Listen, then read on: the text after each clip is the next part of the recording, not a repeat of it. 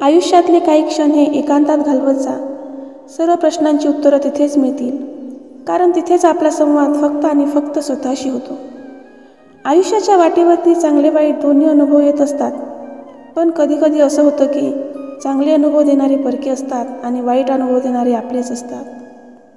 अनुभव माणसाला खूप काही शिकवतो, कधी प्रेमाची परिभाषा तर कधी तिरस्काराची शिक्षा, कधी यशाचं उंच शिखर तर कधी अपयशाची निराशा, कधी आपल्या माणसांची सोबत तर कधी आपल्याच माणसांपासून दुरावा, कधी जिंकण्याची जिद्द तर कधी हरण्याचं दुःख, कधी सुखाचा वर्षाव तर कधी दुःखाचा काळोख.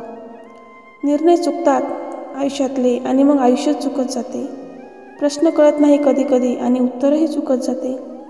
सोडवताना वाटते सुटत गेला गुंता, पण प्रत्येक वेळी नवीन गाठ बनत जाते.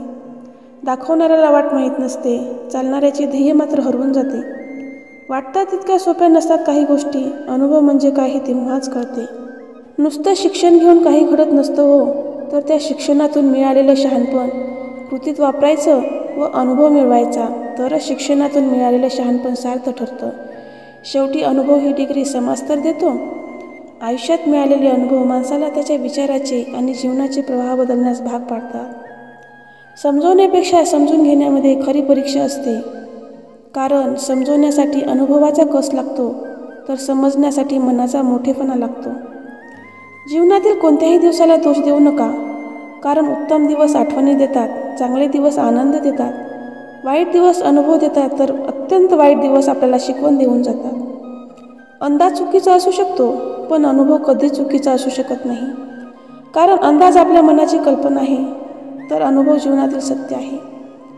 अनुभवाने एक शिकवण दिली आहे, कुणाच्या चुका उणिवा शोधत बसू नका, नियती बघून घेईल, हिशोब तुम्ही करू नका. आयुष्यात प्रत्येक व्यक्ती महत्त्वाचा आहे, कारण चांगले लोक साथ देतात आणि वाईट लोक अनुभव देतात. व्हिडिओ आवडला तर लाईक करा, शेअर करा आणि चॅनलला सबस्क्राईब करायला विसरू नका.